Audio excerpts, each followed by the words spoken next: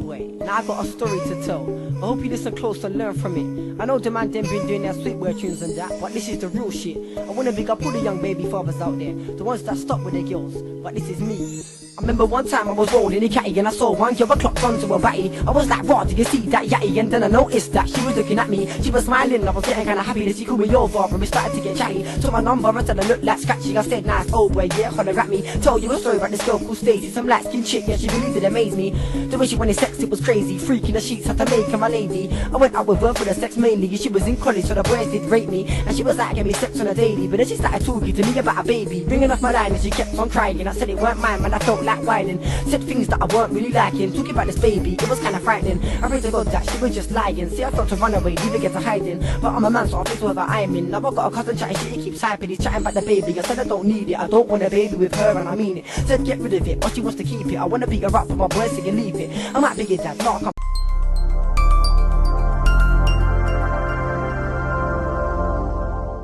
Hello and welcome back to GloTalks. First and foremost, I'd like to say Happy New Year to everybody.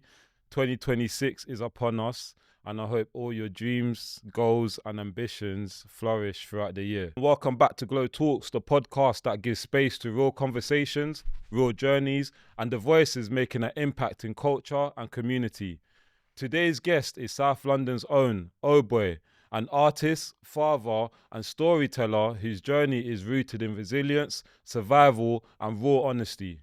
Raised across Forest Hill, Sydenham and Catford, Oboi's life has been shaped by early responsibility, navigating the streets, becoming a father at just 15 and finding expression through music when words alone weren't enough. Known for his erratic, versatile sound and deeply personal lyrics, Oboi uses music not for fame, but for truth. Alongside his artistry, he's also a devoted father. Oboi, welcome to GloTalks. Thank you for having me, bro. Thank you for coming on, bro. How's your journey? It was alright. It was cool, man. Yeah, I'm very happy to have the Mandem on. No, Like, for real. This is the Mandem podcast. Yeah. You know what I'm saying? Like, we go back years, you know what I'm saying? Growing up in Forest Hill, Tyson Road.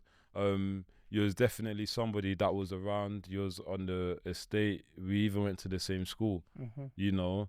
But you're a little bit older than me, so there's a lot of stuff in your life that I may not know. Yeah. You know, I definitely know about your music, how you was rapping from young, you know. But for the audience, today is a reset. Let's take it all the way back to the beginning.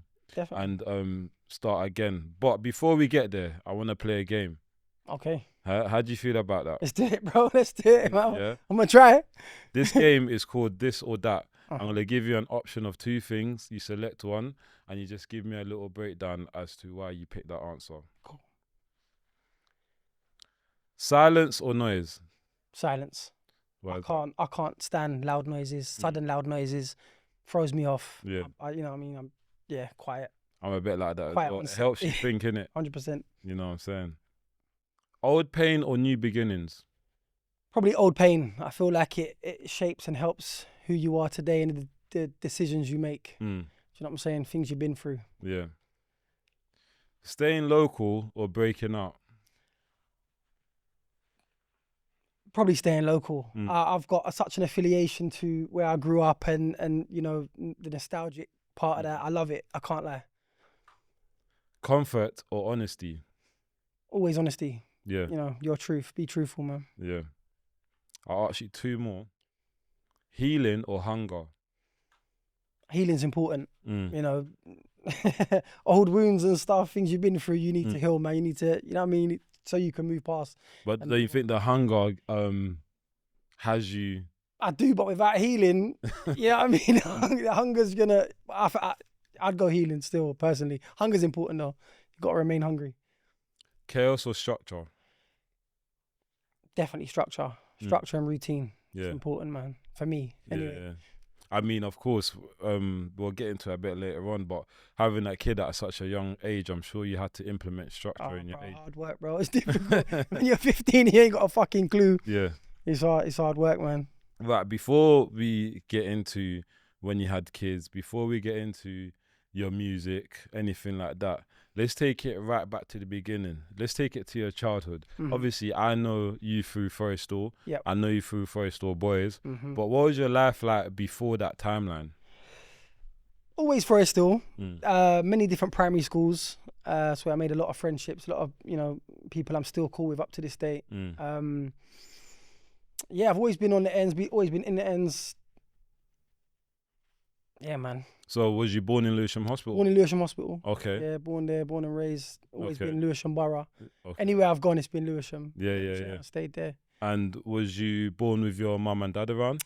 So my dad was around for the first part. He's always been around, but lived with me. Yeah, he's always been. I'll tell you later on, but I moved in with him. You know, when I was 14. Okay. But yeah, he's always been around. But my mum and dad separated quite early. Okay. Quite early on.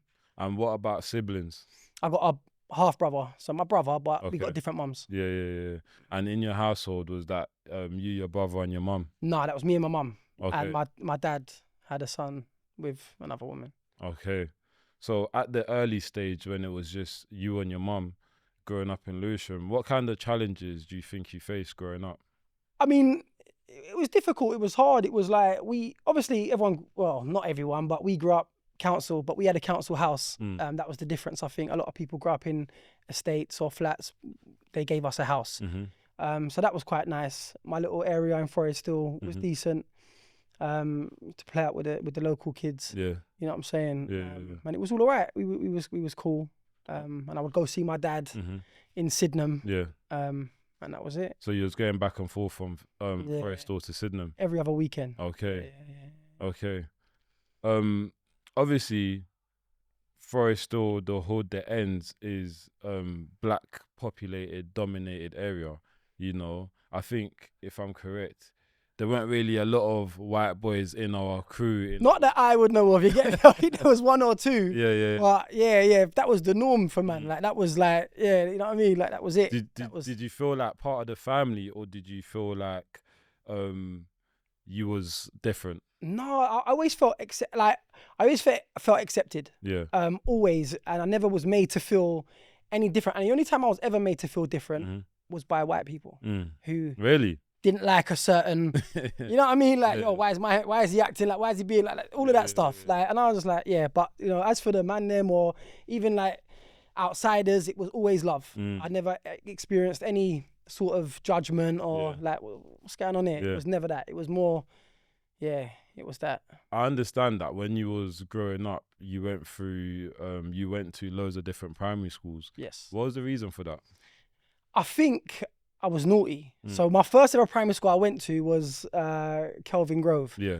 That's where I met one of my oldest, longest friends. That's where I met Vex. Yeah.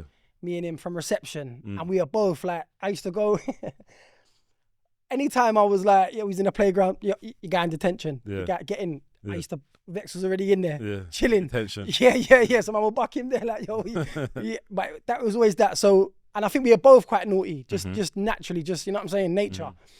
And that's why I moved around a little bit. I'm lying. That weren't my first school. My first school was Dalmain. Oh, Dalmain, yeah. Dalmain. Yeah. I didn't get on with. I don't know. I think I was there a couple of months. It wasn't. I don't remember much about that. So then I went Kelvin Grove. Then I went Holy Trinity. Yeah. And that's where I kind of ended my little primary school days there. But that was, I got kicked out in year. I didn't get kicked out. I got excluded the last couple of days. And what was that for? It wasn't even a school thing. It was do you remember W.H. Smith's in Forest Hill? Yeah, Frontline. I went in there and they had these gel pens back in the day. And I tried to nick a few of them. So I got caught. Security got me, and my school head teacher had to come and get me from school. So from then it was like, you can't come back here. But lucky it was the end of term anyway. I was in it must have been year 6, and that was me done. What was your mum's response like when you was fuming? I was shook, scared of my mum. More like, you know what I mean? It was anytime I was in trouble, she was going mad. My dad was a bit more laid back. My mum, it was an issue. It was a problem. Yeah. Yeah, I was worried. Would you say growing up financially, would you say you grew up in poverty?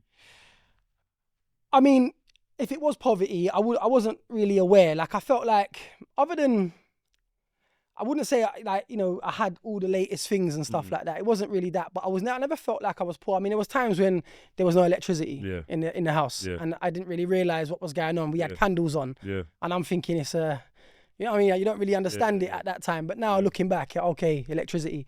But my mum, obviously tried her best, man. She's, you know what I mean? She was, I think she's a cleaner. She does a little bit of cleaning here and there. Yeah. So she was doing her thing. And my dad, he's always been around, but obviously he moved out and was doing his thing. So, you know what I mean? He's always been in my life though. Yeah. But yeah, I mean, it was hard. It was difficult in my opinion. From what I can remember. imagine. I mean, growing up as the only boy with your mum, you know, there must have been a lot of moments where the streets or the roads or the mandem felt more like a family. Of course.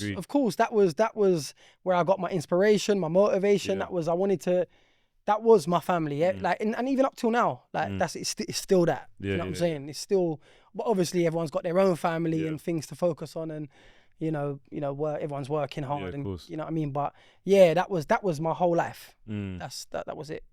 When you got kicked out of year 6, and now it's time to start secondary school. What was the school that you was looking to go to? Only one school. It was Forest Hill Boys. Yeah. My cousin went there. I got a cousin, Hayden. He was a year older than me. Plus everyone I spoke to, a lot of my friends were going there. Yeah. Like not even that went to my school, but everyone was kind of going Forest Hill Boys. It was the local school. Yeah. That's what I'm going. Like. And obviously you got accepted there. Yeah. What was your first few years there at Forest Hill Boys? The first few years were calm. Up until about probably year 9, I was cool. It was like, obviously there was little madnesses. But it was all good. And I kind of hung around as much as I knew everyone from different houses and different, I kind of hung around my own little class. Yeah. You know what I'm saying? And I was doing that. And then obviously you've got people that I knew from outside of school. That were in there. So it was like, I kind of knew a lot of the school before, you know what I'm saying? I even went to it. Yeah, I mean, you're a local boy, so I'm saying a lot of people would have known you. Obviously, I know that you got undiagnosed ADHD. Do you feel like having undiagnosed ADHD had a role in your behaviour? So the maddest thing is, so I got kicked out of secondary school as well. Just before I got kicked out, they said they wanted to test me for ADHD. I said, yeah, cool, we'll do that. Never happened. Got kicked out before that happened. So only now, through, obviously I'm a gas engineer now. Like, so I do that. The workplace said, look, we're noticing some behaviours. Like we're going to get a psychiatrist in to support you. Done that. And they said, you've got ADHD. You now need a medical assessment. So that, and I think, and I speak to my girl about this all the time, like, as much as it's good, I wish it would have happened years ago. Because there's a lot of things in my life that's happened, I think, or even behaviours or certain ways I've dealt with things, and people have said, right, this shit is weird. But I don't really like the word weird. Like, but what I'm saying is, there's a reason for it. Like, do you know what I'm saying? So I wish I would have known sooner. I wish there's a reason why I might be a certain way. And as much as the word weird, we're all a little bit weird in our own ways. You know what I'm saying? 100%. So yeah. I'm going through it as well. Through the process as well. Okay, sick. Yeah, I don't know, but they reckon I got something. Yeah. No, but I think it's an important, because people think, oh, you're gonna get diagnosed and then get, medication, or you haven't got to do that. But it's good to just know yourself. Yeah. You know who you are, what you are, why you respond in different ways to other people. Yeah. And I think it's imperative. In all honesty. No, it's true. I mean, being diagnosed on paper may not change a lot, but it will help you understand why you are different. Exactly that. From your peers, and if someone questions it, you'll be able to say like, well, look, I am diagnosed. Yeah. Do you know what I'm saying? But I don't see it as a negative thing, because not at all. My thing is like, I'm an overthinker. I'm overly stimulated. You know what I'm saying? I can't stop. I pile a lot on myself, but I feel like I use it in a positive way, because that's what keeps me doing 2-3 things all at the same time. No, 1 minute I'm here, next minute I'm podcasting. Do you know what I'm saying? So it's definitely not a negative thing to have. That's it. Yeah. So obviously, year 9, year 10, what was that like for you? Year 9, year 10, it got a little bit different. In what sense? I think some people mature a bit later. I had hit puberty quite early. And my whole fucking insight changed, like my whole outlook at things, and I was just like, yeah, I don't want to be here anymore. School's not for me. I'm not really feeling this. I was starting to get involved in other things, like, you know, like the road kind of stuff, and that was more interesting to me than school. I just didn't want to be there anymore. You know what I mean? I'm getting into madnesses and I'm thinking, yeah, fuck this. Like, what have I got to lose? That's how I felt at the time. Like, fuck all this. I'm just gonna, I mean, I'm gonna react a way that I'm not really gonna think about too much. We're just gonna see where this takes us. So did you leave? I didn't leave. What happened was, I got into a madness with someone who I knew quite well from school, and at the time, we was play fighting. Yeah. He did something I didn't respond well to. I didn't like it. He hooded me. Yeah. I was like, fuck this.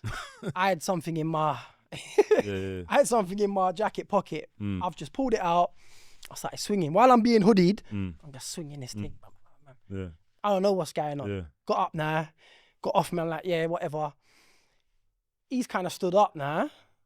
And he's like, I don't know, he's feeling funny. Yeah. He's dropped down. I'm like, oh shit. Yeah. What's happened there? Next thing I know, I've obviously hit him twice, arm and leg. I've got him, bam. He's bleeding out, like, and it was mad. But obviously, I'm 14, 15. Yeah. I've gone to lesson. Like, yo, we doing down there. Yeah. I'm going to listen. Gone to lesson. He's gone home. Yeah. Like, everyone said, yo, he left. Like, he's not about. I'm like, oh, what's going on? About a week later, before anything's happened, I've then got nicked. Coming home from school. For what? Offensive weapon.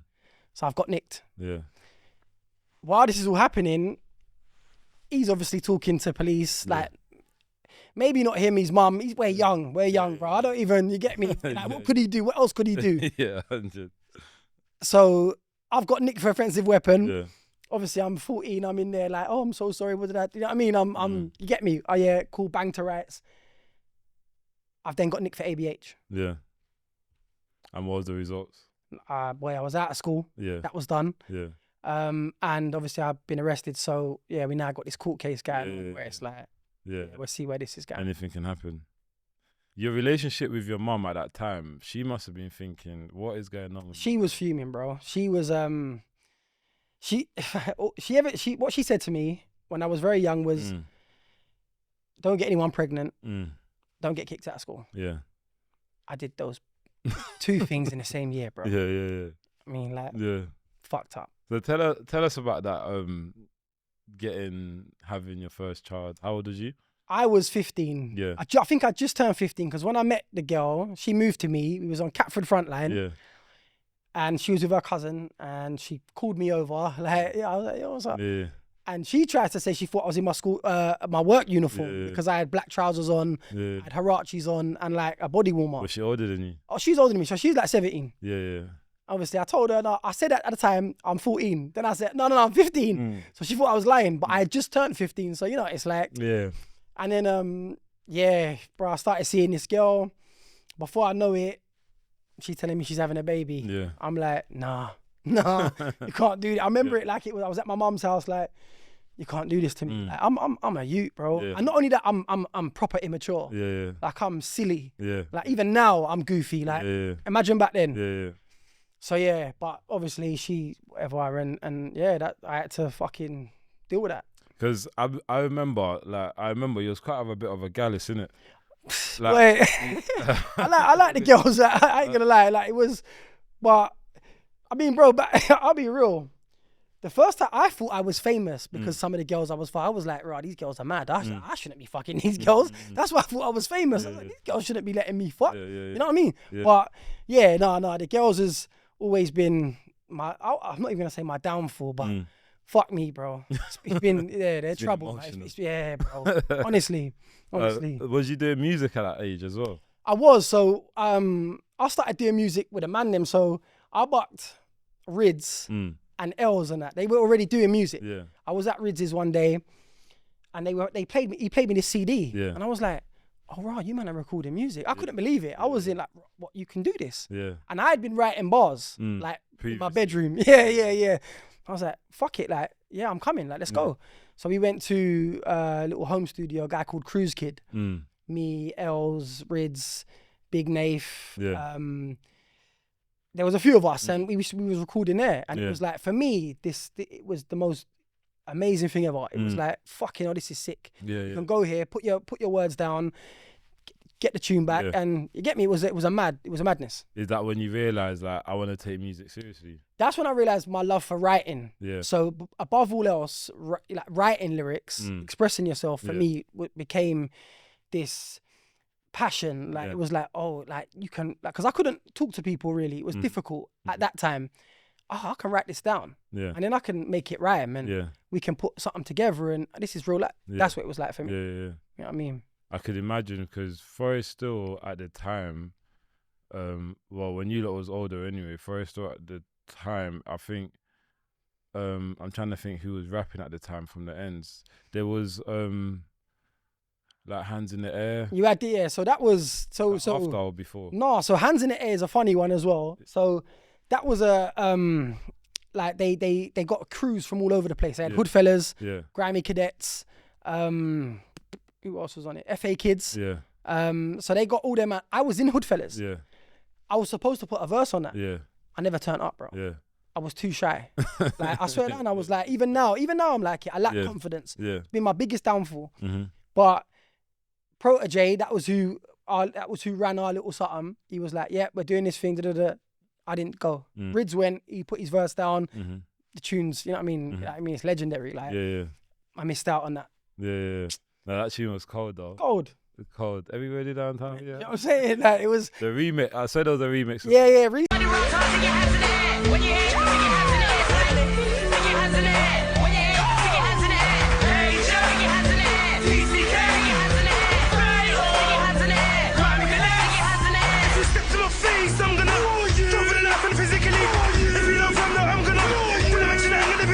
Recently, yeah, Vex is on it. It's mad still. But yeah, I think the music culture back then was definitely different, you know, because I used to, when I grew up a bit, I was recording at Proteges. Yeah. That's he ran. Yeah. That's where I was going at first. I was recording at Proteges, and it was literally like in his bedroom with the mic, bro. And computer right there. Yeah, fam. Do you know what I'm saying? So when did you think like I'm ready to actually officially release my first song, and what was that song called? So I'll take you back. So when I was working with the man them, we were releasing tunes. Yeah. And at that time, marketing stuff didn't exist. Yeah. It would just promote itself. Yeah. Like we was in school, everyone wanted to know who, you know what I mean, who we were, what we so it used to fly around. And at that time it was MSN. Yeah. So it was just going around. Everyone was hearing it. MySpace, we had to. It was going off.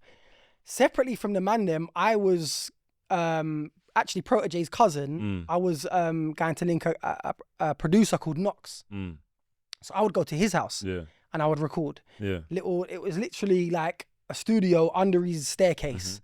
A little computer. The microphone was like a speaker that it was awful. Mad. That's where I recorded a few tunes, a few little like throwaway tunes, but that's when I recorded Wifey Riddem, the Why Me tune, about a girl getting pregnant.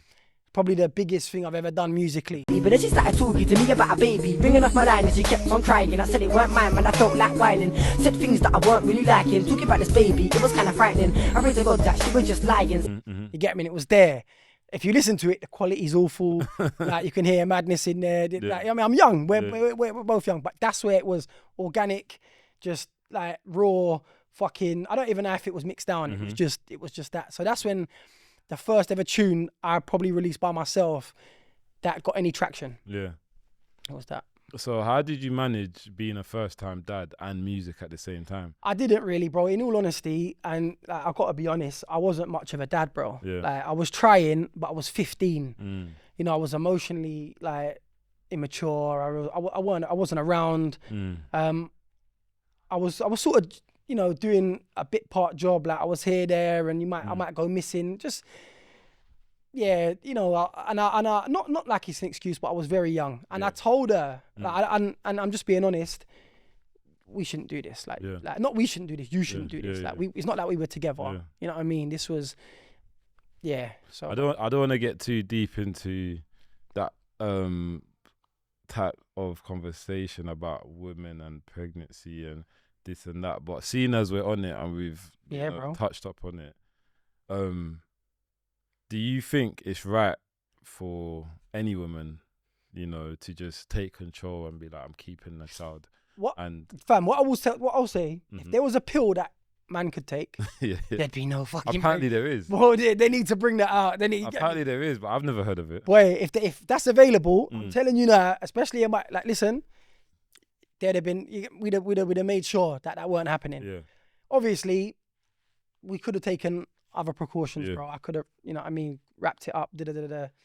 I mean, it shit. happened. You was young, innit? You was. That's what I'm 15. saying. She was young as well. She was 17. Yeah. At the same time, But as adults now, I feel like as adults, you need to come, with an agreement with each other. If you are in that situation where you're sleeping with each other. But that's just it. She decided that's what she was doing.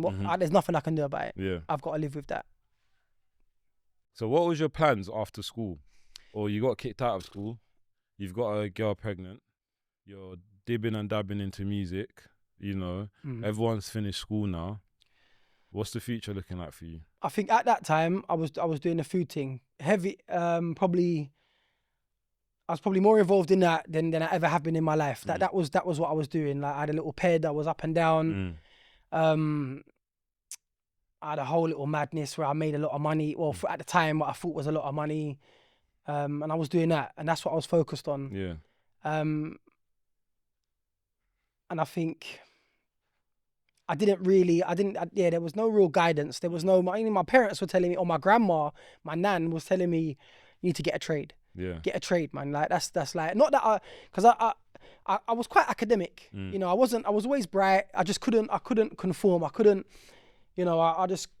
my focus, I just couldn't sit there and learn in that style. So it wasn't for me. So getting into a trade was probably, I should have done it earlier than I did. Yeah. But that was always, I never really had any idea of what I was going to do. Yeah. It was at that point, back in the day, everyone wants to be a footballer. Yeah. Well, I did anyway. My generation, it was like, yeah, let's do football. Yeah. That doesn't work out. Oh, you know what? Music seems, I want to be a musician. I want to be a rapper. You soon realize how difficult it is to be a fucking rapper. Yeah. You get me? It's not as easy as that. So yeah, like, I don't know. I was just kind of going with the flow, and that I just fell into, that's what we're doing right now. Yeah. How important was your nan during that period when you felt unstable? She was everything to me. I lived with my nan. So up until I think I moved out and I went to live with my nan when I was 14. Yeah. And she was lovely, man. She looked after me. Do you know what I'm saying? Not that my mum did as well, but she was that person for me, man. And she wasn't as strict as my mum, so I could like come back to my nan's and tell her like, oh yeah, no, we've got insect day. Like, school finished early. Yeah. I'd be bunking, but you know what I mean? She was like, oh really? I was like, yeah, we're good. And she would leave that alone. She was, so yeah, she means the world to me, man. You know what I'm saying, at that point in my life. You was actually involved in a serious accident, weren't you? At the age of 17. Yeah, it must have been about 17. I was in a car crash. Yeah, what happened? We was all going to our party. Random, like, you would know from the ends. Phil, you must know Phil, innit? Yeah. Phil, Vex, random. There was about 4 cars deep. We're going to a party, and randomly, I wasn't even supposed to sit where I sat. Like, there was someone else sitting there, but I wanted to get in that car because that's where the weed was at that time. I was heavy on the weed. I was like, nah, I'm in here still. He's like, what? I was like, nah, this is my spot. I'm here. Like, you get me? We're bunning it in here. Yeah. You go in that car. Yeah. So I'm in there now. I put myself in this car. Like, it's like it's fate. You get me? I put myself here in this seat. Some of the youths were with driving, guy mad, whatever. He's tried to take over 2 cars. Yeah. He's fucked up. God knows what happened, but he swerved, hit my car. I've flown forward, no seatbelt on. Hit the driver. Yeah. He's passed out. Yeah. Swerved, hit a parked car. Yeah. I'm in the back now, and I remember I'm in the back and I'm sitting there, because obviously it's like, you're blacking out. Don't know what's going on, and I'm like, all I'm thinking in my head is, shit, this car's gonna blow up. And you see the movies and the cars blow up. I'm like, smoking. Fuck knows, bro. But I'm in my head. I'm like, I need to get this car's gonna blow up. That's what I'm thinking. Yeah. So I'm here. I've dived out the window. Yeah. Rids has caught me. Yeah. Caught me in midair. Yeah. He must have come from another car. Fuck knows. He's caught me in midair and dragged me along the floor. Yeah. So, but I'm passing out during all of this. Obviously, I'm in and out of consciousness. I'm on the roadside. All I remember is they're taking off my clothes, bro. I'm like, what the fuck is going on? I'm thinking, man, them like playing games. Like, what the fuck is going on? I'm like, what are you doing? Like, put my shit back. Like, you get me? What are you taking off my clothes? Like, no, stop that. But these times it's the paramedics cutting me out my clothes because I had snapped my pelvis. And I can't move. So I'm telling them I can't move. Like, I'm thinking it's my back or my spine. I'm like, yo. But the car hit my side anyway. I was the worst. Like, I came off worse. Snapped my pelvis. It wasn't as bad as, obviously I couldn't walk for 6 weeks, so that was mad. But once we recovered, but the youth that done it, he's cool, man. Like, I don't like, but Gervais knocked him out. Riz knocked him out still. He said, what are you doing? Same day? Yeah, same day, bro. Bucked him on the road, said, fam, you fucking knocked him out clean. He flew through the air, out cold. But he's cool. Like, I don't like, obviously, he didn't mean to do it, bro. It was an accident. But it was dangerous. You get me? When you came out the hospital and you was getting therapy to get back to walking, did your mindset change on anything? You know what changed for me, bro? And I don't know. I think this is because of that. Yeah. During that period of time, I was smoking weed a lot. Yeah. I come out of the hospital. I couldn't walk. I was on crutches. I was on medication, heavy medication for the pain. Yeah. Cocodamol or whatever it is. Yeah. I tried to bun a zoot. Yeah. With my rest in peace Change. I remember I was with Change. We went to he said he come to butt me at my nan's. She lived right near Mayo Park in Sydenham. Yeah. We went to the park to bun a zoot. Bro, we're there, bunning a zoot, bro. I've passed out. Like, I've had a mad reaction. Yeah. He's had to carry me home, bro. Yeah. Carried me, picked me up. I was only... He changed it. Fam, I was 8 stone at the time. I was tiny, but he carried me home. Like, we're like 17, whatever we are. He's carried me home. I'm out cold, bro. Ever since then, I can't smoke weed no more. Probably a blessing. You get me? 100. Probably like, because man could just, I can't do it. I can't, like, it fucks me up. Does it? Yeah. Fucks me up, bro. So that changed my life. I was supposed to get physiotherapy. I never bothered. And I've always been now, like, what it has done, I never got any counselling or anything like that. So when I'm in a car now, bro, if I'm in a passenger and you're going fast, even on a plane, bro, I'm spazzing out. Yeah. And it must be because of that. Because before that situation, I was cool. What do you get, like sleeping pills and that? No, I just have to firm it, bro. I'm there, like, you know what I mean? I'm like hugging the man there. Oh, bro, get me. That's it. I swear to God, like I'm a shocking flyer, a passenger. Yeah, shit, man. You seem to have been very active from a young age. You got kicked out of school young. You had a child young. You was involved in car crash, drugs, drug dealing, this and that. You was also arrested for a murder case. What happened there? Yeah, that was so during that period of time we had a problem with the pen juice.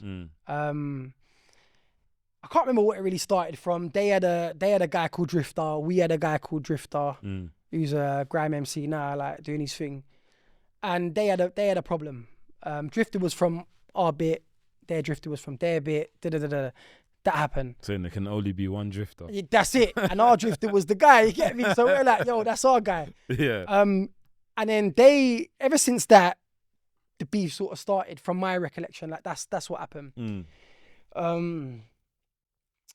Looking back now, it shouldn't have happened, bro. Yeah. Like, it's one of the things, like, and rest in peace, my man, because you know what I mean. It was school shit. It wasn't over anything. Yeah. It was dumb. Yeah.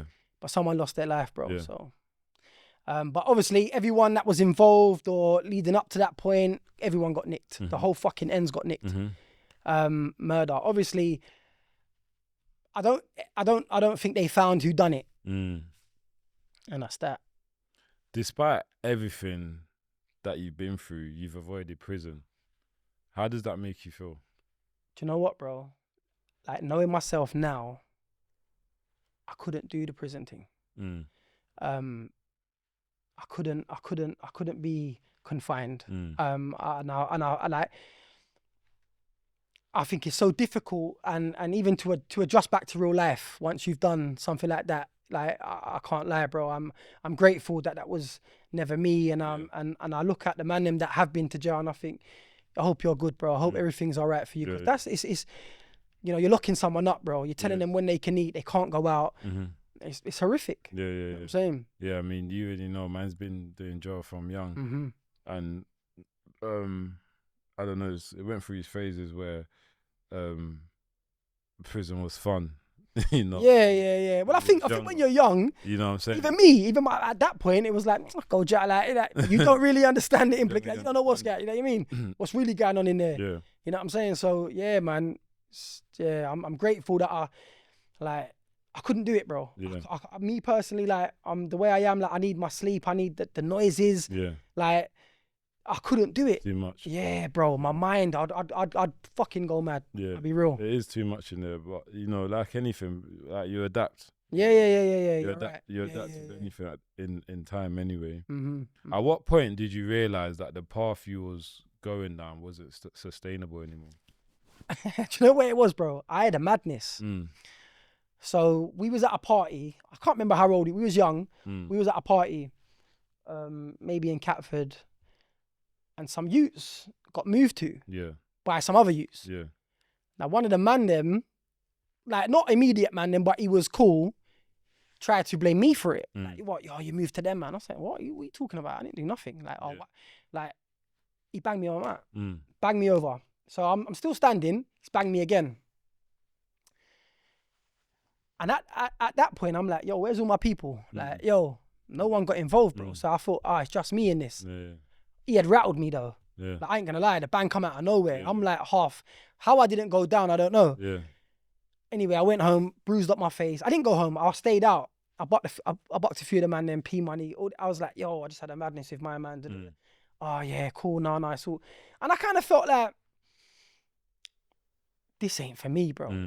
Like, not only have we got problems with other people, people who I think are with man are trying to move man up over some stupidness.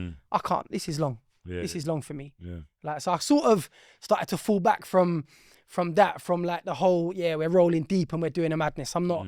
I gotta chill out from that. No. Like, this is mad. Like, I don't like how this situation went. It is one of those moments where, you know, when you're down, you look up, no one's around you, support you in that moment of need, and then that's when you start to realize, like the people that you think are on it are not really on it. No, you know, the people that you think are gonna jump in, as soon as someone rises their hand, they're gonna jump in for you. Yeah. They don't. Like, you kind of think, okay. You realize that people pick and choose their battles. Yeah. You know what I'm saying? It's like, because I had madnesses prior to this, and my guys had me. Like, I was having, cause growing up, being the only white guy around town, like part of that, it was like, you know what I mean? You kind of, I don't know if I stood out, but you get singled out regardless of anything. Yeah. So I was having the madnesses, but the man then was there for man, like, riding regardless. Yeah. That situation was mad.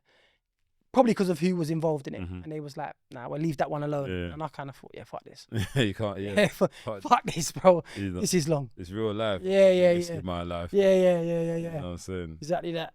Do you feel like you had to grow up faster than most people your age? 100%. Because I had a kid young, that was it. And it, as much as I didn't want to have a child, and you should never have a child that young, it does give you a little bit of a purpose. And you start to think, well, anything I do, I'm going to do for my child. You know what I'm saying? That's like, if I'm going to do this, it's going to be for, if I'm going to take it, it's going to be for my child.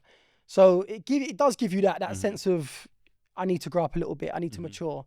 And I would say, yeah. You continued on to do music. But when did it actually become like a personal thing for you that you wanted to push, not what your friends wanted? I think my because of my whole, I always wanted to do stuff with the man them. I always wanted to be part of a group. Yeah. So we had, growing up, we had Messy Kids, we had R&G, we had Hoodfellas before all of that. It was always a conglomerate, like with the man them, and that was all. We had the Hills, like that was what I wanted to do. I wanted to be a part of, and I think more so because I wanted to share the stage with the people I grew up with. I wanted to, you know what I mean? Like it was like a social thing for me. Of course. then I realized that everyone was on different things, and it was like, all right, it's time to do it by yourself. Yeah. And I was always doing tracks by myself, you know, expressing myself. And I was always on, like, I spit at a faster tempo. The man then was always more on the rap thing. Yeah. So I was trying to rap. I don't sound great. Like, You say you was more grime. definitely, like, I don't know about grime, but definitely a faster tempo. Like, definitely the faster tempo suits me a lot better. Yeah. Like, I just ride the rhythm a lot better. Mm-hmm. And the man them ain't really on that. So like you say, I can be erratic and I can shout and scream and the man are like, yo, calm it down, bro. Slow it down. Like, you get me? But sometimes I just get carried away.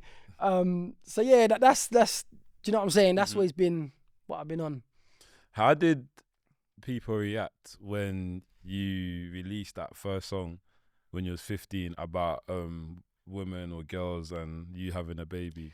Bro, it's mad because obviously you're making music and I'm just trying to express myself. Yeah. Like I found this new way to get shit off my chest. Yeah. I don't have to talk to no, I can just do this.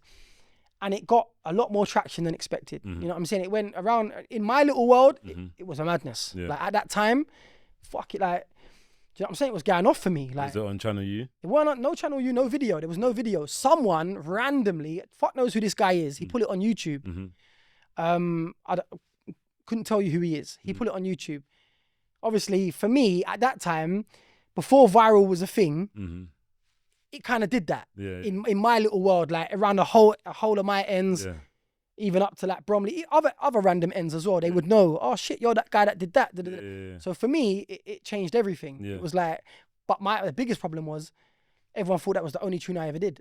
Like, no other tune got any recognition, nothing else. Yeah. And it was like, okay, this is what I'm known for now. This is it. So I'd buck people like, oh, how many youths you got? Like, no, you still doing music? What, you got that? You done that shit? I'm like, yeah. And to be honest, I look at the tune, I can't stand the tune. I really can't stand it. I mean, it's a part of my history and I love it, but listen, I listen to it and I think it's produced awfully. The lyrics are awful. The things I'm saying are awful. I wish I could eradicate that. But in the same sense, you know, it's part of man's journey. So. Did the mother of your kid? Yeah. But we weren't, when I recorded it, we wasn't really talking. Yeah. So I would buck her later on in life. Yeah. Oh, you made that tune in. You're that, yeah. I'm like, oh yeah. No, I'm trying to play it down, like, oh, you know. But yeah, it was all a bit mad. Still, I can't lie, it was all mad. What artist or band or group of musicians would you say inspired you when you was growing up and making music? I think growing up, what I would do was I used to I never had access to like MTV Base. We never had MTV Base. We never had Channel U in my household.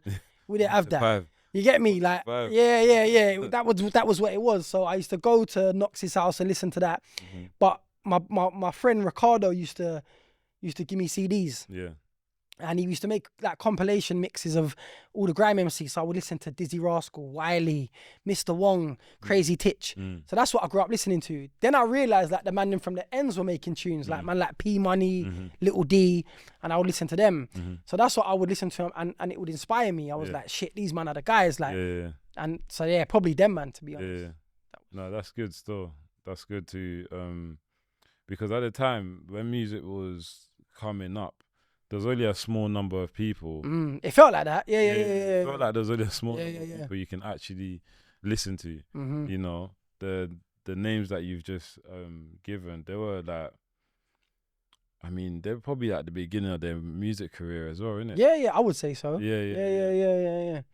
Yeah, it's crazy. Even like Desperado, like that was who I was like, raw.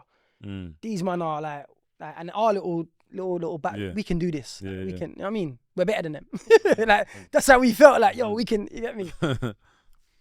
You described your music as erratic and versatile. Is that a reflection of your mind and life experience? Probably, bro. Yeah. So like, whatever I'm feeling at that time, I'm just writing that down. Like and for me, I think when I first started doing music, it was like, oh shit, a form of expression. I love this. Like I can get, it was that. Then it became because I would get involved with certain managers and stuff like that who thought they could do certain things with, man. It became, we can turn this into a career. Yeah. You know, we can potentially have a music career and then now now I'm independent by myself. I'm like, bro, I need this. I need to, like the whole process of making music is beautiful to me. Like, you know, writing lyrics, writing a story, recording it, you know, shooting a video. I love the whole artistry that surrounds it. You know what I mean? So it's important to me. This isn't to, I want to make a living out of it. I mean, that would be great. Yeah. But for me, this is just, man, I need it. This is my thing. It's fun, innit? At the end of the day, and it also helps you with your mental health. 100%. You know, without it, bro, I don't know what, like, you know what I mean? What would I do? I would, like, I'll be, there is times when I take a break from music, and then something or someone always brings me back to it. Some way, or like, yo, I got a beat for you. Yeah. Yo, I got studio time. Like, there's always something. So I'm like, yeah, fuck it, man. Why not? Like, why not? What kind of truths do you feel responsible for telling through your lyrics? For me personally, I mean, I'm not on a thing of like, this, he's real, he's fake. Like, that's not the truth. It's like, if you want to tell a story, whether it's your story, your friend's story, like, do it, bro. Like, you know what I mean? If that's something that you find like, yo, this is something I can relate to. This is what I think people can relate to. This is something that I have an understanding of. I'm not on people taking the piss out of anything. That's what I'm not on. But if you can, you know, if you genuinely believe, yo, I'm gonna do some good, even if it's not your story, like you could tell me something, I'll be like, raw, Glody, like, went through that shit. Like, you know what? I'm gonna tell his story. Like, that's fine with me. Like, you know what I'm saying? It's like, whatever's true to you and whatever you can relate to and you have an understanding of, go with it, man. Do your thing. Do you think that the world that we live in now, 2026, people will stereotype and judge you if the music you're making isn't something that you've directly lived? I think so, yeah. 100%. I think it always has been that way though. Yeah. But I think also people look for a negative. So if someone's making music and they're chatting all this shit, you're like, yeah, but he ain't like that. Yeah. It could be the maddest tune you've heard. Yeah. It could be like, yo, this is hard, but he's a waste man. Do you know what I'm saying? Like, anything to discredit. Yeah, bro. Exactly that. Exactly that. And it's like, yo, if you like it, like, fuck it, innit? Like, it's what it is, bro. Like, and if he's doing, like, if he's capitalizing off it, let him do his thing. Like, a lot of man don't really know their story, man. Like, people look at me and think, fuck knows what they might think, but they might, yo, who's this white brother chatting a madness? And you get me, it is what it is. But I know that anything I've written, anything, it's happened at a time, or a friend of mine, or like, man's really been through it, bro. Like most man have. Like, I'm not saying people haven't, but this is, you know what I'm saying? Man can't take that away from anyone. Like, exactly, it's true. It's true. You can't take it away from people, you know. But I've always known you as Oboi. Where did that name come from? It's mad. It's mad because if I'm being honest, I heard the Dipset tune. Yeah. Cameron. Yeah. Oboi. And I was like, oh shit, that's mad. That man's. And then I tried to run with this narrative, like, you know what? It's not even a name, it's a statement. Oboi. That's what I was on. Then I tried to change it, like, because obviously my name's Oliver. I tried to say, no, the O stands for opposer or official, like, not Oliver. Like, I didn't but really and truly, my name's Oliver. I thought, that tune's hard. Oh boy, mad. And it stuck still. Like, obviously, my friends will call me O's, Biz, whatever, but Oh boy has always been that. And you know what I mean? You know what I mean? It's calm. It's nice study. You've been honest about struggling with confidence and performing. Where do you think that comes from? It's a good question, bro. I don't know, man. Like, it's mad. If I give you an example, like, I don't watch my videos back.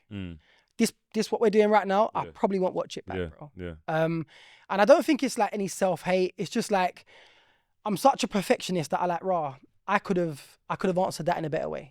I could have sat with a better posture. Yeah. And I'm so critical of myself that I go on stage and I think, I don't even, like, obviously there is an element of stage fright. Like, when I'm up there and I'm looking out and I'm like, shit, like, this is mad. Like, do you know what I'm saying? And there's been times, like, Vex will tell you, bro, I've been on stage and I've said to Vex, I can't do this. Really? Like, and he's like looking at me like, what the fuck? And I'm like, bro, and I've left him on there, bro. Like, and he's probably thinking, this dickhead. but I couldn't handle the pressure of it all, bro. And that's been my downfall. If there's anything I like, you know, New Year's and that, if there's anything until it's confidence. And at my big age, even now, I still struggle. I can't lie. It's not. I think confidence is one of those things where, you gotta. How can I explain it? Because I used to struggle with confidence as well. I mean, even doing this podcast, you know, even starting it off before I started it off, there's a lot of confidence issues and whatnot. I think if you just say F it, I don't care, you know, then that in itself is confidence. Of course. Do you know what I'm saying? But the problem with the world we live in now, you have to relive everything. Yeah. You have to relive that. Yeah. That's coming back. Someone's got a video. Yeah. So you might think, oh shit, I fucked up there. I'm going to get away with that. Nah, bro. It's right here. I'm going to show you that. So for me, it's mad. But it's all in my head, bro. You know what I mean? I need to get out of that still. When you're locked into creating what you create, what does that process look like for you mentally and emotionally? It's quiet. I'm by myself. I'm in a room. I'm locked in a room. No noise. My missus goes mad. Like I've got to do housework. I've got to do. You know what I mean? I've got shit to do. Yeah. And I'm fixated on finishing, like, you know, this song I've got to write. Yeah. And that's all. I'm obsessed with it. I need to get this done. I need to get it to a standard. And then once it's done, I need to proofread that and change a whole heap of shit. So. Yeah, I'm locked in, bro. Like, honestly, I can't. A lot of man, majority of man will go to the studio. The beat will be playing. The man them's vibing, drinking. You know, like we're just Nah, bro. Yeah. I can't have no one near me. I don't want no influences. I don't want anyone putting in their 2 pence. Yeah. You should say this. I'm not hearing that. I want to be by myself, headphones on, and I'm just, you know what I mean, running this rhythm, and I'm writing. Music seems almost obsessive for you. Do you feel it's a form of survival? It's definitely a form of expression, and it's become, you know, because I've done music in my little world. That's who you are now. Yeah. Like, you know what I mean? Everyone, even if I'm not doing it, everyone, oh, you still doing music? Yeah. Like, so it's become almost my thing, and I enjoy it. Like the whole process of it, like I said. So, yeah, like without it, it'd be hard. It'd be hard to you know, everyday life. It would be difficult. True. You know what I'm saying? Even just writing lyrics, forget recording, forget video, like just writing. That's important to me, man. Yeah. Like I say, even my friends that don't rap, who are struggling, yo, write it down, bro. Write it down. Like, have you ever considered being a ghostwriter? Bro, I was gonna say between me and you, we're on camera, but that is what man would want to do. Yeah. That is, like, if I'm being honest, fam. Sometimes I hear myself and I like, this is just my opinion. I don't feel like I've got the voice to do music. Like, my voice is very distinctive, but it's also like a bit all over the place. Like, it's quite high, husky. So I'm like, I would much prefer to just write someone lyrics and say, yo, you should do this, spit it this way, and see where you, like. But the opportunity I've never come across the opportunity to be fair. I mean, I've wrote for certain man, like, yo, spit this lyric, like, or helped out with lyrics and stuff like that. But I've never sat down. But to be honest with you, recently, one of my guys, he does the AI. AI sound. So he does the AI sound creative. That's his thing. And I wrote some lyrics for him. Yeah. And he put these lyrics in like, I don't know how it generates, and this guy was spitting these lyrics. I was like, fucking hell. Mad. Yeah, because I was going to say that what you should try and do with the day we live in now, with AI and everything, if you was to write lyrics, put audio behind it, and get some sort of AI generate lyrics. That's you could create a whole character. No, we've done it. Me and my boy Links, we've done it. Like, it's out there somewhere, like, you know what I mean? And it's cold. It's sick still. That's good stuff. Yeah. Find it. Yeah. How many kids do you have now? You know what? I've only got 3 kids. People think I've got a lot more, but I've got 3 kids. Yeah. But everyone's like, rah, football team, but no, 3. And are you close with all of them now? Have you reconnected? I'm not. So I've got an older girl who is about 20 now. Yeah. And it's a sensitive subject. I haven't seen her in a while. Yeah. Years and years. And I'm hoping one day we will reconnect. And you know what I'm saying? I've also got 2 boys, 15 and 13. I got stepkids as well. So, yeah, there's loads of us. And I mean, you got stepkids, you know, so you've taken on more responsibility. How did that, not how it came about, obviously you met a woman. Yeah. But how did that make you feel, you know, taking on more responsibility? To be honest, it's difficult at first because, you know, how I might treat my own kids is not how you treat someone else's kids. But then over time, you love these kids like they're your own. Yeah. You know what I mean? And it's that, and it happens organically. But I'm not gonna, it's difficult. The mix and blend thing, as beautiful as it is, it's not easy. It's not easy. What kind of dad would you say you are now compared to who you was before? Before, I wouldn't really say I was a dad at all. You know, at 15, bro, I was not equipped to be a dad. I was not ready, and I said to her, don't do this. Now I'm still a goofball, bro. Like, you know, I got an older son who's 15, who thinks he's bad, and you know, we're like, I kind of not messed up, but we're more mates than anything. You know what I'm saying? Like, we've got that kind of relationship where, but I enjoy it because I feel like he can come to me with anything. Things that I might have hid from my parents. He's comfortable enough to say, yo, dad, like, and he's had madnesses, you know what I mean? And I've made sure that I've, in my head, done the right thing for him. Do you know what I'm saying?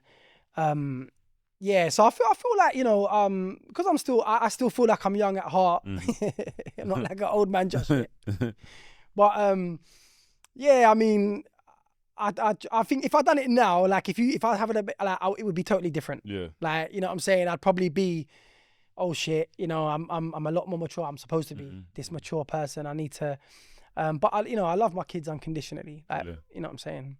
You seem to, I mean, I can see you've got a lot of tattoos. You've definitely got a neck tattoo. Yeah. When did you start your journey? To be fair, I first got a tattoo when I was 18. Yeah. Because my mum, there's another thing she told me, don't get any tattoos that are, bro, she said to me, don't get any visible tattoos. Yeah.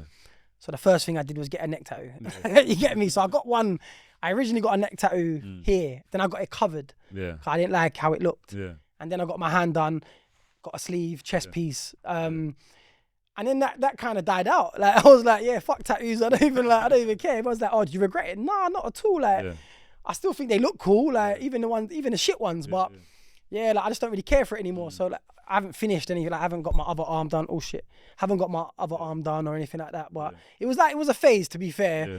But no, I don't regret anything. I think it's important to, you know, not regret things. We do a lot of things in life, and life isn't written. Well, we don't have the script of what to do.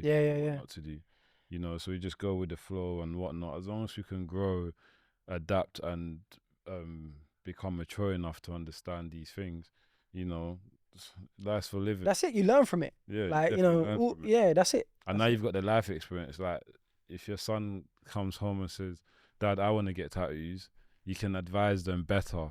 Yeah, well, listen, like I don't look at tattoos and think, oh yeah, you're like, my mum would act like you fucked your life up, like you've got a tattoo on your neck, like, and I get it, corporate, like in the corporate world, but that was never me anyway. I'm not gonna be a lawyer, you know what I mean? I've been nicked so many times. I'm not gonna be a doctor. Like, let's be real, unless that's your.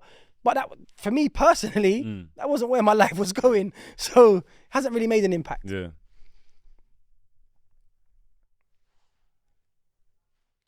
What lessons are you most focused on passing down to your children?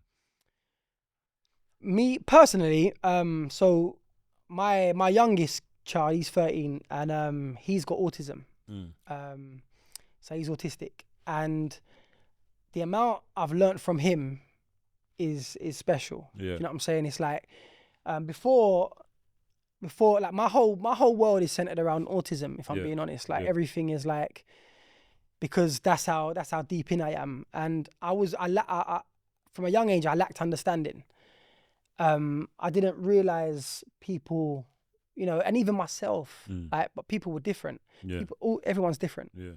And I think it's so important to understand people's differences. Yeah. Be patient. Yeah. You know, like, you know, persevere. Like, you know, someone might, like, I think in school as well, I was like very like, I wasn't a bully. I wouldn't say I was a bully, but I was like, you know, you're not part of man's thing, so fuck you kind of thing. Like I wasn't very inclusive. Yeah. And that's where I think I messed up a little bit. Like I think, you know, the inclusivity, you know, being nice to everyone, like just be cool. Like there's no reason to be a dickhead. You haven't got to do that. When you found out that he's autistic, was that something you found out from birth? So there was early signs. Yeah. So like, you know, his speech delayed. Like so they would consider him non-verbal. So he took a while to talk. He also took a while to walk. And when he did walk, he was up on his tiptoes, and he would do this hand flapping. Yeah. And my dad was the first one that pointed out and said, "Oh," so he got a diagnosis about 3 years old. And it was difficult, you know, like when he was younger, I think it was a lot harder. Now he's 13 now, so he's matured. You know, he's a big, like, you know, these kids are massive. Like my 15-year-old, he always banters me, but he's about as tall as I am. He's gonna be bigger than me. Yeah. And you know, my 13-year-old, he's about the same size. He's solid. Yeah. Now he's sort of like, you know, he's maturing a little bit. So it's a little bit easier, but it's hard work. It's difficult. You know, it's just, you're not equipped to bring up a child with severe needs. And it is a beautiful thing. It's special, like the innocence. I look at my little son and I think, you know, you're so innocent. Like the stuff that I was getting up to at even 13, like, you know what I mean? He's not gonna, it's just different, man. So, and what I've learned is to be patient, be kind, be understanding. Do you know what I'm saying? It's taught me a lot. And even about myself, the whole ADHD diagnosis has come from my son. I look at my son and we're so similar. Like, he doesn't like crowded spaces, neither do I. He doesn't like loud noises, neither do I. Do you know what I'm saying? We're so similar in that regard. The only difference is I can express myself, whereas he struggles. I think that's a beautiful thing, you know, like your son actually helping you mature as a person as well. You know, he's showing you a different side of life that, you know, us road guys don't know about. Yeah, definitely, man. You know what I mean? No, you're right. It's beautiful. That's the exact word. What advice would you give parents or young parents who have children who suffers with autism and they're struggling with them? What I would say is be patient, be understanding, and you're not alone. You know, there's a whole community out there. And I've had times where, you know, my big son, he must have been about 10, 11, and it's difficult to explain this because without getting emotional, but he was still being toilet trained. And we was at the park one time and he needed to go toilet, and he expressed to me, you know, he would say, and he's big, so people don't get it, but he's like, do wee wee, do wee wee. I'm like, shit, there's no toilet. Like, where's the toilet? He was in Mansfield Park. I don't know where the fucking toilets are, bro. And we're in a swing park, and he's big in it, so people don't expect it. Like, and this is what I mean about it. But I understand you don't know. So I'm like, yo, you know what? There's a bush there. Rather than you wet yourself, bush. 100. Man, so he's gone in the bush. He don't just, like, you see how if man was going toilet, you might just flap it out. He's pulled his whole trousers down. You get me? You can see his ass. His parents, everyone's looking. I've stood in front of him, you know, protects, man, like, you know what I mean, best I can.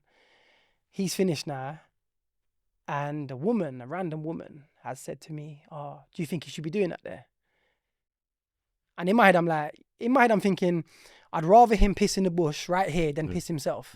And the fact that he's expressed to me that he needs to go toilet, you don't understand like how man's got to deal with. How sickly, like how like even like the progression we've made here. Like, rather than him just go toilet, he's told, like, so you don't even get that. And I know you don't, but I took everything in me not to just say, shut the fuck up, man, move from me. Like, it took everything in me, and I was fuming, bro, because I'm like, this is a difficult situation. You don't need to make this any more difficult for me than it already is. So I'm like, so she's like, does he need to do that there? I'm like, yeah, no, he does still. Like, he needs to go. And a guy has stepped in, like, there's a toilet over there. And I've just said, yeah, no shit, Sherlock. like, thanks for that. Like, you get me? Like, it's too late for that kind of thing. Like, he's gone, allow it. And it's just situations like that. And I'm like, a lot of people might get disheartened by that. But don't, man. Like, understand that there's people out there. Like, if I was there, if I'm seeing someone else, I'm stepping in. Like, yo, shut your mouth, bro. Like, don't say a word. He's going toilet, bro. Like, let him do it. Like, what's the fucking harm, mate? You know what I mean? It's in a bush, not pissing on your feet, bro. And my thing, if I'm so ignorant that I'm on a thing of like, bro, I'll just piss myself. Like, I'll just piss in the bush myself if you're gonna carry on. Straight, like, fuck you lot. Like, that's what I'm on. Like, I'll stand with my son, shoulders and piss. Like, what are you gonna tell me? Nothing. So yeah, there's situations like that. I'm like, yo, but so back to what I'm saying. Be patient, be understanding, be kind. You know what I'm saying? Life can be cruel, man. That's it. Life can be cruel, and obviously, you know, people make their own speculations. There's bullying. There's all types of things. So, do you feel like since having your son, you really had to put a cape on for him? 100%. But I call him, like, I wrote him a card when he turned 10. Yeah. Big long, and I said, "You are my hero." Yeah.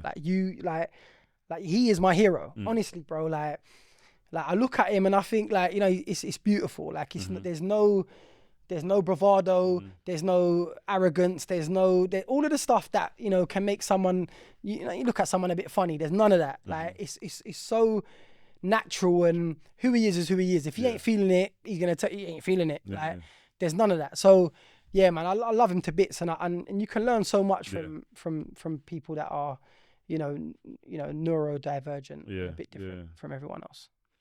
Let's talk more about your up-to-date music. You know, obviously you released Wifey Riddem when you was 15, and since then you've still continued to release music. Let's talk now about some of the features that you've had on your music and how it's come across. You done a song with Mercs. How did that feature come across? Bro, I've known Mercs from when I was young. Back in the day, I was obviously Oboi, but I was younger Mercs. I was Tiny Craver as well at one point. But that was my guy.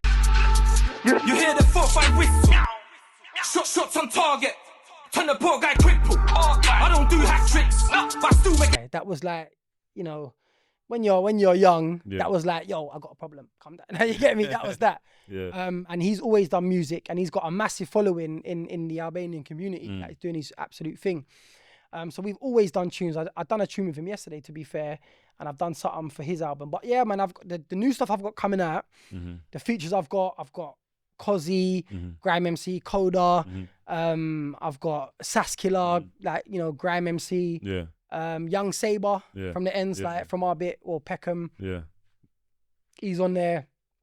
I've got tunes with, you know, like the man them as well, like Vex, Els, Prowler, like all the guys from the ends. And that's what I've been trying to do, really network as much as I can. Try and get things out there. I've always been a bit more like, I'd rather stay in-house, like, you know, our lot. But yeah, man, I've been trying to do a little thing, and I've got tunes dropping with loads of artists that I do. So you're fully back into music now? I'm trying to. So like, obviously I'm independent. So you know how that goes. It's like everything's coming out of my pocket. It's all my budget. I don't have record labels behind me saying, yo, we're gonna give you a budget for this or advance for this. It's none of that. So it's difficult. And obviously I'm a family man. Like, listen, I'm a gas man. Like I'm a gas engineer, bro. I do gas. So I do that too. You know what I'm saying? So it's hard to juggle everything, but as much as I can be, I'm in it, and I've got loads of shit coming out, bro. How did you get into gas engineering? Was that something you wanted to do, or nah, you just felt bro. on your lap? Like I mentioned earlier, my nan always told me, get into a trade. Yeah. I was like, nah, man, I'm not that way inclined. Like, I couldn't fix a damn thing. And then I had an opportunity to work for a company, and yeah, doing the gas. And ever since then, bro, it's been 10, 11 years now. Yeah. So that's been man's whole life. Really. Like, you know. And it's beneficial for me because you work for that, and then you do private jobs. It's like, you know, the financials, it's calm. Yeah, it makes sense. It makes sense. And that's the thing. See, when we was growing up, there wasn't a lot of people that would say, get a job because it comes with this benefit. Yeah. Or this is how your life could look like if you stay consistently working and this and that. It was more like, why are you working? Man, don't work. Yeah. Bro, when I first started doing the gas thing, man was saying, what, you're working? Like, man were looking at me like I was mad, like I'm mad. Funny, that is funny. Yeah, bro, like what you doing? I was like, no, bro, I'm gonna stick at this still. Like, you know what I mean? It's consistent. It's, you know what I mean? I need something that's gonna. I know that it's. You know. And the thing is, if you're not strong enough, that comment there or that moment there can be very disheartening for someone to the point where it makes them give up in what they're doing. 100%. And you're like, yeah, all right. Like, but no, I wasn't. You know, I knew that this could be beneficial for me, and it was like I can utilize this and use it. So, you know, I've done madnesses though, bro. Like I've been in. I don't want to incriminate myself. I've been in a van with boxes. Like I've done a madness in you know what I mean, while I've been at work, let's say, and you think fucking hell, like, you know what I mean. But it's also a good, like, when you got a job like that, bro, you go under the radar. Man don't see you, man don't know what you're doing. You know what I'm saying? So you kind of get away with murder a little bit. What advice would you give to any young person who is on the roads, probably making music, but they're struggling and they think that getting a job will make them a waste man? Bro, my thing is fuck everyone else, bro. Like you can do as you fucking please, bro. Like, you know what I'm saying? You don't have to have one avenue. You could be on the road. Listen, I don't. If that's what you're doing and you're benefiting from it and you're financially gaining from it, bro, do your thing. Yeah, bro, do something else as well. Like you could do that while you're doing that. Like I don't want to give man like, but whatever you want to do, get at it, man. Like they can't just do that. There's loads of things, bro. There's, you know, trade, work, whatever, you know, trapping, whatever you want to do. Utilize that's the thing. Yeah, you gotta utilize what you have, but at the end of the day, don't put all your eggs in one basket. Don't put, you know, 100%. That's where I went wrong, like growing up. Yeah. I was hella active, hella doing what man's doing, but I had no vision for nothing else. You know, I had all my hands and toes in one basket. No. But I get, if it's working for you, if you're like, raw, I don't need to do anything else. Fair play, bro. Do you know what it is? I hear what you're saying, but you gotta remember, every day is a risk. Oh, definitely, bro. You know, looking over your shoulder constantly, it's long, man. It's long. And that. So even if it is working, let it work, but start to build something away from that that's going to get you away from that. Because the end goal isn't to just trap forever. No.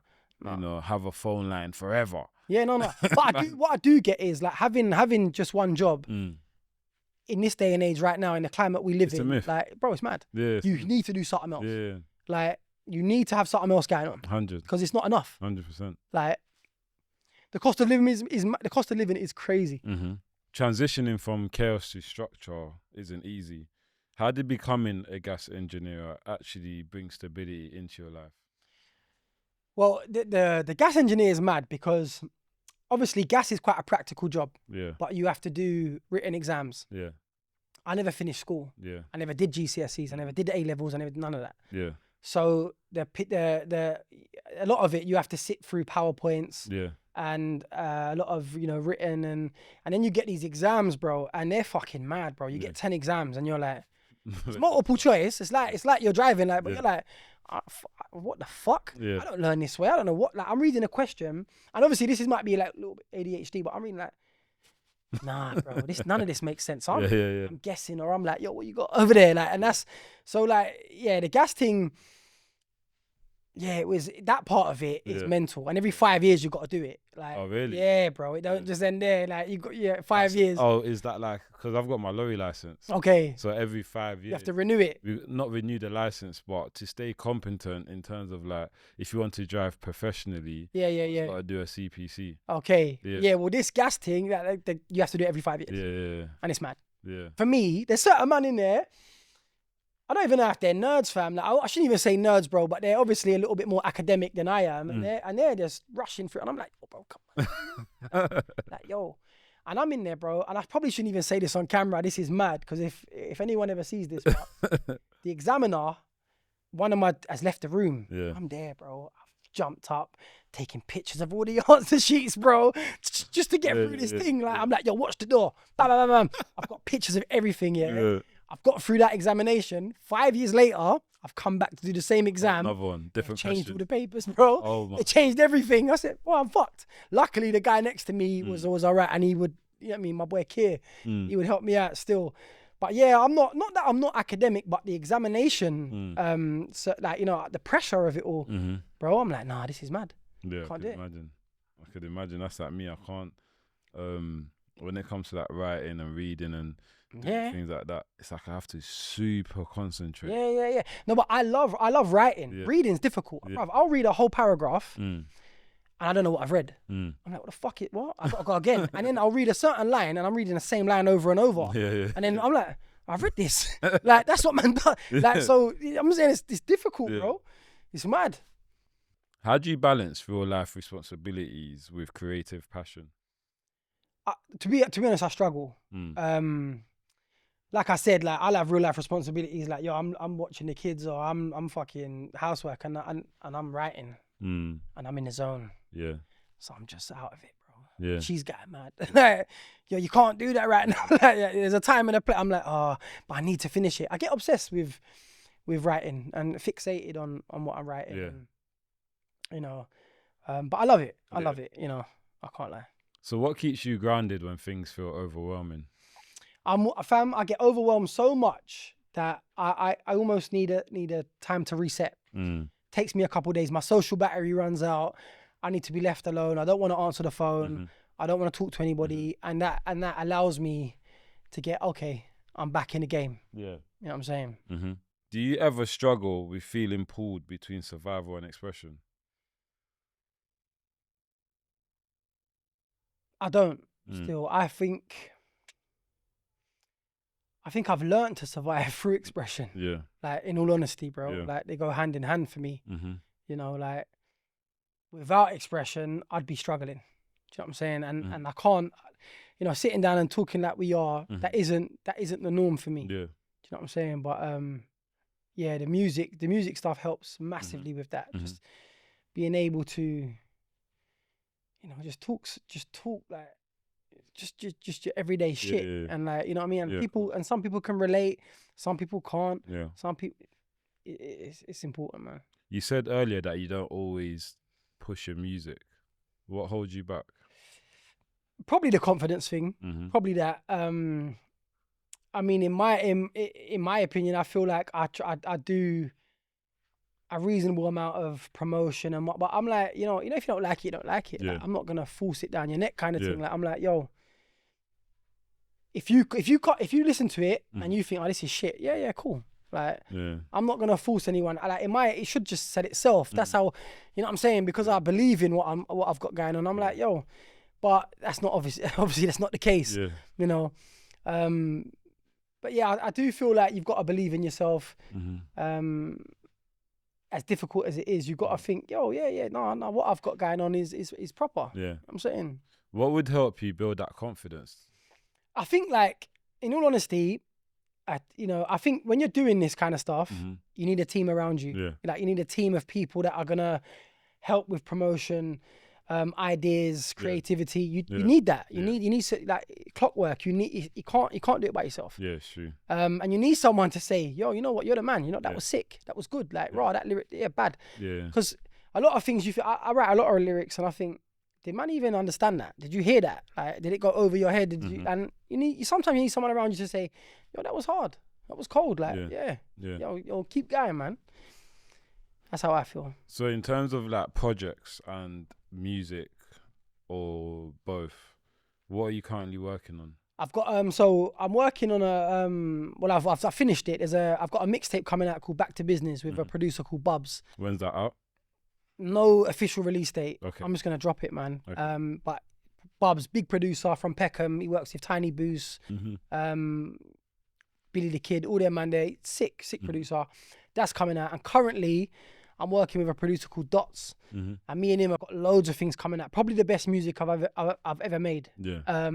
Different, versatile, loads of different things on there, from grime, rap, fucking amapiano, like garage, like loads of different things on there. Yeah. But I think my biggest issue has always been I've never stuck with one avenue. Yeah. I've always tried to be, let me try this rap tip, let me try this grime tip, let me try.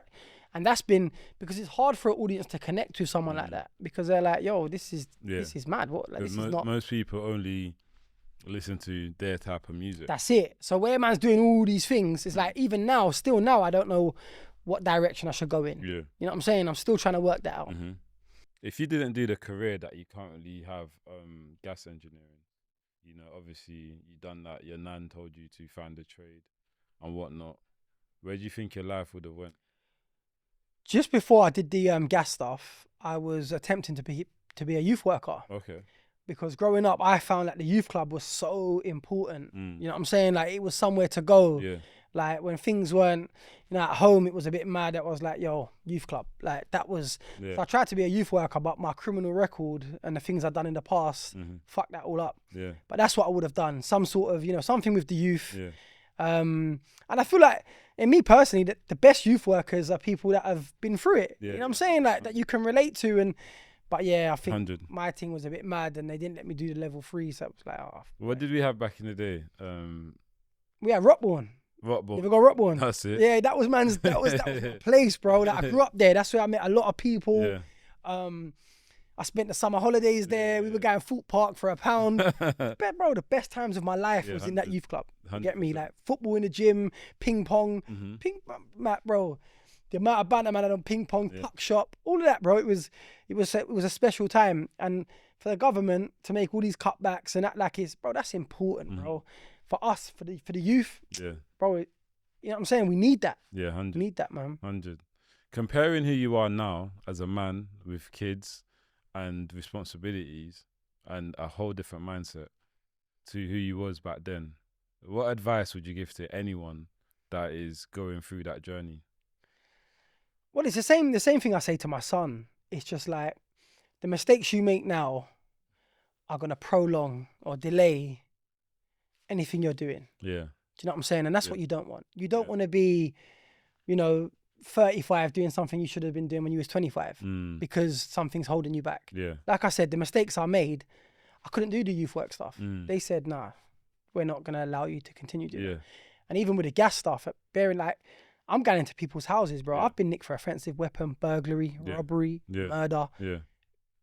So it's like luckily they took a chance on me and it worked. And that's what I think, you know, that's what I don't like about the prison system, because you go to prison, it's like you're tarnished with this brush, like you're not, you know what I'm saying? You can't be given a second chance or you can't reform. Or, that's dead, bro. Yeah. I hate all that. And that's just the world we live in, fam. Like you know, it fucks you up. It fucks you, like, and you should be given a second chance. Like, once you've done the time for that crime, you know, consider, like, as long as it isn't something stupid, or like, you know what I'm talking about, like the mad ones. Like, you know, like the apes. Yeah, or the fucking, you know what I'm saying, with kids. Get me? As long as it's like, you made a mistake, bro. Them things there is not a mistake, fam. That's a way of life. Like, that's it. You got to live with that. Yeah. Rightfully so. Anything other than that, bro, drugs, robbery, you fucked up, bro. And you should be given a second chance. Yeah. You know what I mean? Like, you paid your dues, fam. Yeah. And that's it. Would you say you've ever experienced white privilege? I think it's mad because me and my girl will argue. And I think my thing is, because I was brought up the way I was brought up, I don't want to accept white privilege. But in all honesty, I'd be lying if I said, like, I'd be rolling with my girl in the car. My girl's black. I don't get pulled over unless she's in the car, bro. And I told her this. Like, I said, bro, serious, bro. And they're like, maybe because I've got tints on my car, they don't know. They might see a dark figure. Yeah. They don't even know she's a woman. Yeah. I'm getting pulled over on whatever I'm driving, my Mercedes, whatever. Yeah. I'm like, bro, like, this don't happen to me. Like, it doesn't, bro. Like, unless I'm doing a madness, bro. Unless I'm doing it, that I've been like, even I've got done on the phone twice, speeding twice. Like, I've got 6 points on my license now, but I'm doing a madness. Yeah. But I'm just cruising, bro. I'm left alone. Yeah. Like. And I'm not saying this is, I'm not trying to, like, fucking, I'm saying that I'm like the police. But just our experience, like, bro, what's going on? So I don't want to accept white privilege, but I know it exists, bro. So you believe in it? Of course. I think, like, even my workplace, I look around and I think I'm the minority in my workplace. I work with a lot of the man them. The higher up you go, the whiter it gets. Yeah. You get me? I'm like, yeah, cool. Like, at our level, we're all engineers. Cool. Yeah. Managers, there's no. Yeah. You get me? There's no, like, it's like, yeah, you can all get to a certain level. After that, cut off. Yeah. And that's what I don't like, bro. Like, that's what I'm not on, man. I'm like, if you're the best person for the job, you should do the job. I think it's true. It's true what you're saying, But I feel like as black people, we kind of need to do better and put ourselves in those positions to be selected. You know, obviously some people try and put themselves in those positions and still get bounced back. And you know what it is, yeah? Obviously I'm a gas engineer. I go into a lot of people's houses. People will assume I'm a certain way. Like I'm a certain way inclined. Like I've had customers, and bearing in mind, like I've got mixed race kids, and I've had customers like, I don't even want to repeat it because it's so mad. And even I'm in their house, so I don't know how to react. But I've had customers like, fucking blacks. And they don't know. I've barely spoke, and I'm like, oh shit, like bro, that's mad. Where do I go? What do I do? Do I wild out? Do I leave the yard? Like, and I don't know how to respond. And I'm like, bro, like the undercover racism is the maddest thing. You know what I'm saying? If you are who you are, and we all know who you are, that's one thing. When you're hiding that, it's a whole next thing. You know what I mean? And you don't really know a person. And that's what is mad for me, bro. And I've been in situations like with my Nathaniel, Liam, and they've experienced racism, and I've been there. Like, fuck that, like you know what I'm saying? I'm like, yo, this is long. This is mad. This is how is this happening based on that alone? The world we live in now. I'm like, and what I've noticed as well, the further out of London you go, the worse it gets. 100%. Like London is one thing. 100%. Further you go, my girl, my kid's mum, she lives in Bexley, bro. They're frying banana skins at the van window. That's fucked. At her and her mum. Yeah, that's crazy. The fuck? That's crazy. At women as well. Like, come on, bro. Like, the thing is that you see us black people, we're very accepting of any colour, any race. Do you know what I'm saying? We grew up in the hood. Obviously, I was more around young old boy.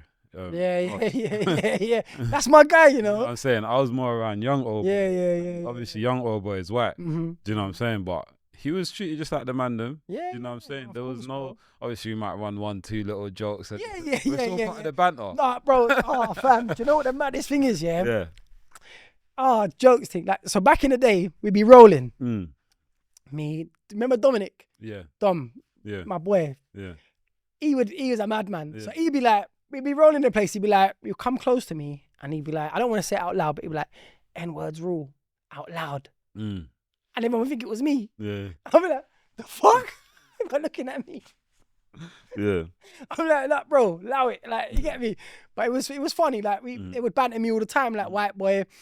And I was just happy to be accepted, bro. Like, I was so like, you know, these are my. I don't see colour, and sometimes it works at my almost like a weakness for me. 'Cause I don't see it.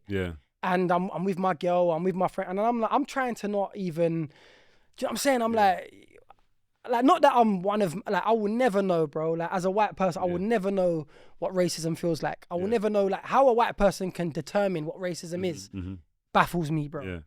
I'm like, fam, if my man says that's racist, but that's racist, bro. 100. Shut the fuck up. Like, that's what it is. You can't tell man what's not. You know what I mean? So yeah, like I would, but you know, growing up in this culture and being a part of that, it's massive to me, bro. Like, you know what I'm saying? Like, all my friends, like, bar Ross is like, and a few of my work guys, like, you get me, Jake, talk to them, man, my guys. But the way I grew up, bro, it was, you get me. You know what I mean? Nah, it's true, man. I feel like the ends is a big community, you know, of different backgrounds, heritages, colours, and this and that. And if a black person was to go elsewhere, it's more stigmatized. Whereas us as black people, we're just accepting of who's around us. I don't see colour either. I think we're all human beings. We all bleed the same. We all pass away the same. You know what I'm saying? This is literally just a show. That's it. You know what I mean? Yeah. But there are people that think differently. There are people that are like, and I can't fuck with that, bro. Like, I'm, you know what I'm saying? Obviously, I learn things every day, and I'm like, yo, there was things I was saying, and my girl would say, look, because I was so in with certain things, I would say certain things that the man would say. She's like, yo, you can't say that. Like, you get me? Do you know what I'm saying? But I'm almost like, cool, I need to know myself. I need to really, like, you get me? But it's having that understanding, bro, of cultures and differences and respecting it. You know what I mean? And appreciating it. I'm saying. For your audience, your fans who are into your music, what message do you have for them? Stick with me. Mm. Do you know what I'm saying? Like, I'm still learning. Like it's going to be a process. Yeah. Do you know what I'm saying? And one day, like I'm very sure of it. You know what I mean? We're gonna get to that point where it's like, oh shit, yeah, cool. Like I'm still working on myself, man. Yeah. You know what I'm saying? There's a lot going on. A lot of traumas that man's still getting over up to now. But and just like everyone, bro, we're all fighting a battle. Mm-hmm. But I'm still doing it. Stick with me, and yeah, man, like just. And for those who don't know you and maybe watching this for the first time, and I'm gonna put clips of your songs. I've got new tunes for you to play, bro. Yeah, if you can, I'm gonna send you them, like new tracks, old tracks, whatever. I'll put. Yeah. For the new fans who are watching this, I may not know you. What message do you have for them? I'm a versatile MC, so at the moment in time, it's not gonna sound the same. Do you know how you get an artist and you think, oh, that's a Drake type beat, or that's a fucking Kanye, like whatever. You can't do that with man, because I spit on everything. And once I find that sound, that avenue, that direction, you get me. That'll be it. So bear with me. I'm still working on it, but you know what I mean. And understand that, like, I see music differently to everyone else. I see it as like there's people make music or listen to music for different reasons. One, maybe you just want to feel the vibe, you want to get gassed up. Then actually, you know what? I want to listen to some lyrics. I want to hear some bars. Like, what's man saying? And then, there's many reasons why you might be like, yo, I want to, and just I'm all of that. Entertainment, bars. I'm gonna try and do it all. I'm gonna try and do it all in one song. I'm gonna switch up the flows. I'm gonna spit some different shit. So yeah. Have you ever done any acting? No, I think Vex took me to a casting one time. Okay. But I never came of it. I've only done acting in ARC in my own videos where me and whoever are doing certain bits and bobs, but never. Yeah, no, I've never done. But I'm open to it, bro. Like, you get my try. Like, I'll try acting. I try whatever. You know what I'm saying. And if people want to listen to your music or find where you are, where can they find you? Instagram, Oboi Official, OBOI Official. What else is there? Twitter. No, I don't really use that. Yeah, it's more like, obviously I've got YouTube as well. Oboi Official 23, whatever it is. Yeah. So it's all online. It's all there, man. Yeah. And check me out, bro. No problem. Oboi, I'd like to say thank you for coming here today. I hope this interview inspires more people from our area, that has a story to tell and feel like there isn't really anywhere for them to tell it. Obviously I've already had my YouTube channel for a year. I've been building for a year, so I've been consistent. I've been, just in the deep end of something that I've never tried before. Yeah.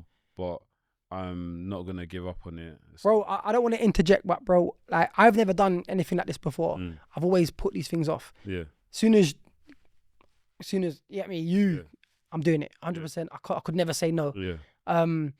You're an inspiration to us, man. Everyone from the ends. Love, bro. Motivational, bro. Yeah. Like, what you're doing is crazy. Yeah. Like, man, really need to understand that. Yeah. Where man's come from, where man is now, different. No. So you need to know that. You get me? No, love, bro, man. And at first, you know what it is? At first, a lot of people didn't really understand what man was doing.